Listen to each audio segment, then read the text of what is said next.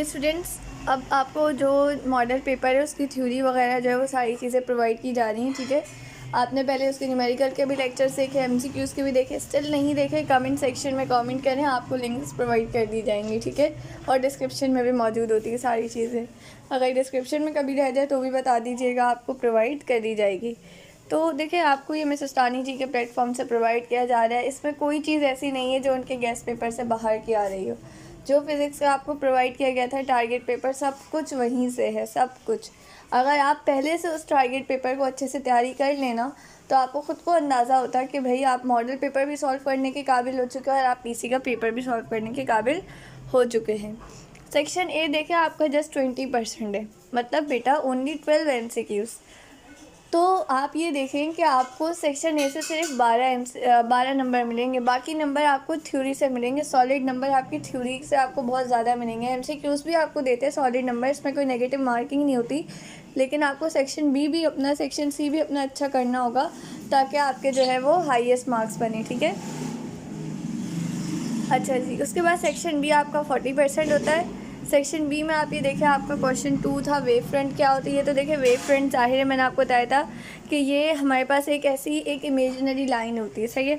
और ये imaginary line यानी कि तस्वुराती लाइन होती है जिसको आप जस्ट जो है इमेजिन ही कर रहे होते हैं। जो क्या कर रही होती है, जो जितने भी तमाम पॉइंट्स होते हैं ना एक ही प्लेन के ऊपर, उनको आपस में ज्वाइन करती है। ठीक है, क्रस्ट और ट्रफ वगैरह को भी शो कर रही होती है लाइन। इसके 2 तरह की टाइप्स होती है, स्फेरिकल और प्लेनर वेव फ्रंट्स।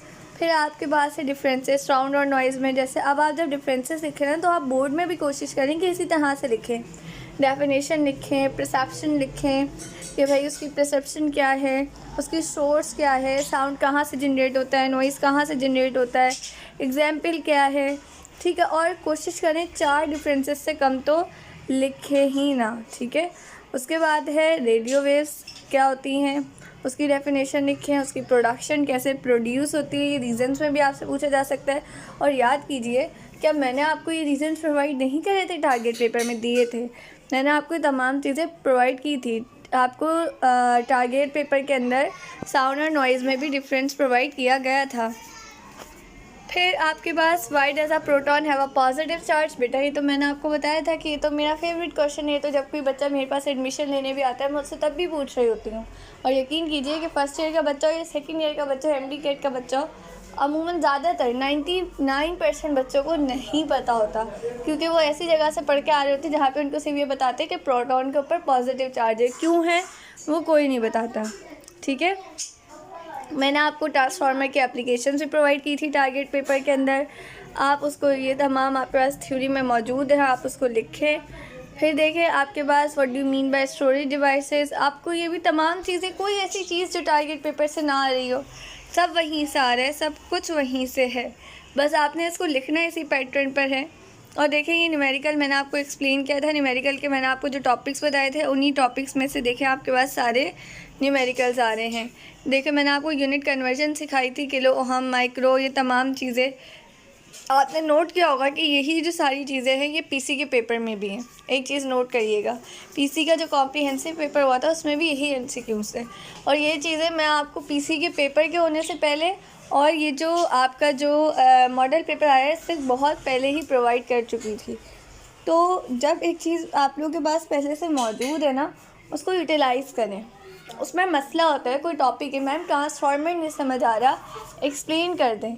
एक बच्चे को भी नहीं समझ आ रहा होगा, मैं एक्सप्लेन करूँगी, हो सकता है आपके बोलने से सबको समझ आ जाए, सबके लिए बेनिफिट हो जाए। मैम जिस तरीके से आपने समझाया ऐसे नहीं समझ आया, दूसरी वीडियोस पे अपलोड होगी, उससे भी नहीं समझ आया, तीसरी अपलोड होगी, जब तक नहीं समझ आएगा तब तक वीडियोस अपलोड होंगी आपकी, फिर भी ना समझ आए तो बेटा फिर आपका अल्लाह ही हाफिज़ है। ठीक है, अच्छा भाई, उसके बाद अगला क्वेश्चन देखें, इसमें भी वही 3 माइक्रोकूलम, ये भी आप देखिएगा सेम चीज़ें पीसी के पेपर में मौजूद हैं। और ये सारी चीज़ें तो वैसे ही टारगेट पेपर में मौजूद है। तो आप देखिए कि चाहे मॉडल पेपर हो, चाहे पीसी का कॉम्प्रिहेंसिव पेपर हो, चाहे किसी भी इंस्टीट्यूट के पेपर हो, वो सारे आपके बुक में से सारी चीज़ें दे रहे हैं। सारी चीज़ें जो है वो उसी गेस्ट पेपर, टारगेट पेपर से आ रही हैं जो मैंने आपको दी थी, जो मैंने आपको समझाई थी। अब अगर आप उन चीज़ों को पहले से देख लें तो आपको पता है ना कि फिर आपके रिज़ल्ट कितने अच्छे आएंगे। आप हमारे प्रीवियस रिज़ल्ट देखिएगा तो आपको अंदाज़ा होगा कि मैट्रिक के रिज़ल्ट कितने अच्छे आते हैं। अगर आप चाहेंगे तो आपको डिस्क्रिप्शन में जो है वो लिंक भी प्रोवाइड कर दिया जाएगा, ठीक है। उसके बाद देखें, ये भी हमने सॉल्व किया था मॉडल पेपर में। उसके बाद सेक्शन सी है कि कैथोड रे क्या होता है, कैथोड रे ऑस्किलोस्कोप क्या होता है। तो देखिए, कैथोड रे ऑस्किलोस्कोप आपके पास एक ऐसा इंस्ट्रूमेंट होता है जिसको हम लेबॉर्ट्री में यूज़ कर रहे होते हैं। क्यों यूज़ कर रहे होते हैं? ताकि हम जो है वो जो भी हमारी वेव की फॉर्म्स होती हैं इलेक्ट्रिक सर्किट में, उसको जो है वो डिस्प्ले कर सके, मेजर कर सके, एनालाइज कर सके। इसका प्रिंसिपल लिखे कि किस प्रिंसिपल पे वर्क करती है। कि इसके अंदर ज़ाहिर आपको बताएगा कि इलेक्ट्रॉन की मूवमेंट होती है, इलेक्ट्रॉन रे की मूवमेंट होती है, ठीक है। इसके अंदर इलेक्ट्रोस्टैटिक फोर्स अट्रैक्शन पाई जाती है। स्ट्रक्चर इसका क्या होता है? इसके अंदर कैथोड रे ट्यूब होती है, इलेक्ट्रॉनिक गन होती है, डिफ्लेक्टिंग प्लेट होती है, फ्लोरेसेंट स्क्रीन होती है, ग्लास ट्यूब होता है। इसकी वर्किंग किस तरह से होती है और लाजमी इसकी डायग्राम तो ऐसी ही बनानी है सारी चीज़ों में। और इस डायग्राम का एक एक पार्ट डिफ़ाइन करना है आपने। सारी चीज़ें क्या ये टारगेट पेपर में मौजूद नहीं थी? मौजूद थी ना। अगर आपने उसको देखा होगा ना तो आपको अच्छे से सॉल्व हो जाएगा। अब आप सोचें वो टारगेट पेपर, गैस पेपर कितना अहम है, उसको अच्छे से करें ताकि आपकी अभी तो मॉडल पेपर आपके सामने उसी में से आ रहा है ना। आप देखिएगा आपका बोर्ड का पेपर भी इंशाल्लाह उसी में से आएगा, ठीक है। उसके बाद देखें वाटर अल्ट्रासाउंड्स, ये भी मैंने आपको दिया था। मैंने आपको इसके एप्लीकेशंस भी वहाँ पे गेस्ट पेपर में आपके पास थी। यूजेस के अंदर आपको इसके यूजेस भी बताए गए थे। ये बहुत इंपॉर्टेंट होती है, आपको पता है इसको हम मेडिकल में भी यूज़ कर रहे होते हैं, ठीक है। इसके बाद प्रोजेक्टर, उसकी कंस्ट्रक्शन, उसकी वर्किंग क्या होती है, इसकी डायग्राम बनाएं। प्रोजेक्टर आप अमूमन देखें, ये सारी चीज़ें सीखने का भी एक मकसद होता है। अगर आपको किसी चीज़ की कंस्ट्रक्शन या वर्किंग सिखाई जा रही है ना, तो बेटा आप आगे जाके खुद भी कुछ अच्छा कंस्ट्रक्ट कर सकते हैं, कुछ अच्छा बना सकते हैं आप, और मॉडिफाई चीज़ बना सकते हैं।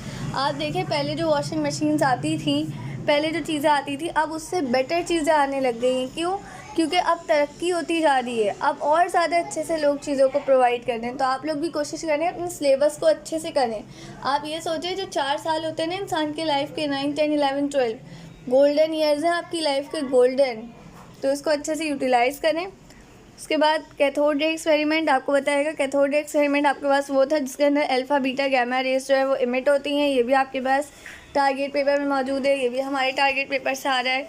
सारी चीज़ें आपको सानी जी के प्लेटफॉर्म से प्रोवाइड की जानी है। आपको MCQs प्रोवाइड किए जाने हैं, आपको न्यूमेरिकल्स प्रोवाइड किए जाने हैं। आपका सिलेबस कवर हो चुका है, हर चीज़ आपकी कंप्लीट है, ठीक है। उसके बाद turning affect on a current carrying coil in a magnetic field, ये भी आपके पास मौजूद है मॉडल पेपर में और टारगेट पेपर में। सॉरी, मॉडल पेपर तो आपके सामने ही है। और आपने अगर आपको याद हो तो मैंने आपको एक चीज़ बताई थी टारगेट पेपर समझाते हुए, वो ये बताई थी कि बेटा ये वाले मोस्ट इम्पॉर्टेंट हैं, ये मोस्ट इम्पॉर्टेंट हैं। आप देखें जो मैंने मोस्ट इम्पॉर्टेंट कहे थे वो सब आ रहे हैं। तो बेटा एक टीचर को अंदाज़ा भी होता है, एक उसका एक्सपीरियंस भी होता है। तो आप फ़िलहाल जैसा आपसे कहा जा रहा है वैसे स्टडी करें, आप वीडियो को वॉच करें, आप बताएं कमेंट सेक्शन में मैम ये चीज़ आपने बहुत जल्दी समझा दी, ये नहीं समझ आई मैम, ये नहीं समझ आई, यहाँ पे ये चीज़ मसला कर रही है। बोलेंगे नहीं तो मसला हल नहीं होगा। फिर है what is an electric power derive and explain power dissipation in a register.